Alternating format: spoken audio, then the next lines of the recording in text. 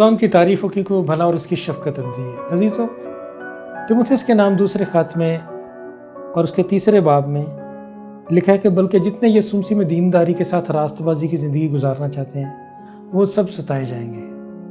اگر آپ راست باز ہیں، سچے مسیحی ہیں، تو آپ کو اس بات کو نوٹ کر لینا چاہیے، سمجھ لینا چاہیے، جان لینا چاہیے کہ مسیحی جو زندگی ہے وہ پھولوں کی سیج نہیں ہے۔ یہ سب کے لیے ایک ہی قانون مقرر ہے خدا کا کہ وہ سب ستائے جائیں گے۔ اسی لیے یسوع مسیح نے سبز باغ دکھانے کے بجائے شروع میں کہہ دیا تھا کہ میرے نام کے سبب سے لوگ تم کو لعن طعن کریں گے اور ہر طرح کی بری باتیں تمہاری نسبت ناحق کہیں گے، تو تم خوشی کرنا اور نہایت شادمان ہونا، کیونکہ آسمان پر تمہارا اجر بڑا ہے۔ کیوں یہ سفرنگز کے متعلق بتائے گا؟ کیا یہ خدا کی مرضی تھی کہ سفرنگز ہماری زندگی میں آئیں گی؟ نہیں، اس میں خدا کی پاک مرضی کا سبب یہ ہے کہ ہم ایسی زمین پر، ایسی دنیا پر میں رہتے ہیں جہاں پہ خدا کا نظام موجود نہیں ہے۔ اس لیے تو یسوع مسیح نے کہا تھا جب ہم دعا کرتے ہیں کہ ہمارے باپ تیرا نام پاک مانا جائے، تیری بادشاہی ہے۔ زمین پر ابھی خدا کی بادشاہی نہیں آئی۔ جب تک یسوع مسیح ناصری زمین پر واپس نہیں آتے، زمین پر خدا کی بادشاہی نہیں آئے گی۔ جب وہ آ جائیں گے تو زمین پر خدا کی بادشاہی آ جائے گی۔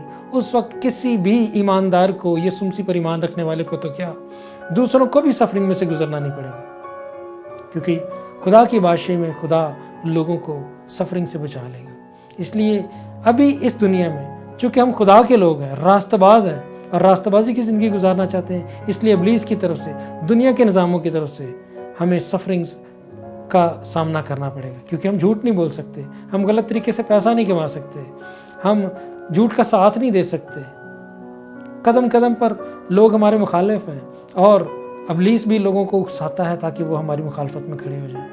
اس لیے مسیحی ہونا جو ہے نا، وہ ایک عام سی بات نہیں ہے، وہ ایک غیر معمولی بات ہے۔ آپ کو سفرنگز کے لیے تیار رہنا چاہیے، کیونکہ یسوع مسیح نے کہا تھا جو حل پر ہاتھ رکھ کر پیچھے دیکھتا ہے وہ میرے لائق نہیں ہے۔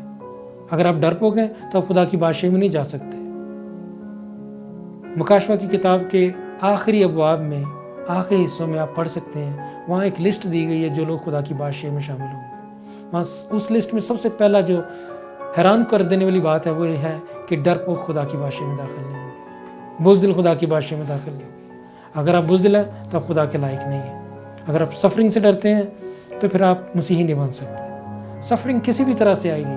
ہو سکتا ہے آپ کا بیٹا ہی آپ کو اتنا تنگ کر دے اور آپ کو اتنے الزام لگا دے کہ آپ دل برداشت ہو سکتا ہے آپ کی بیوی آپ کو تنگ کرے، آپ کا ہسبینڈ آپ کو تنگ کرے، آپ کے بہن بھائی آپ کے خلاف ہو جائیں، آپ کی حکومت آپ کے خلاف ہو، جس علاقے میں رہتے ہیں وہاں کے لوگ آپ کے خلاف ہو جائیں، کاروبار میں آپ کو مسائل ہوں گے، ہر جگہ آپ کو مسائل ہوں گے۔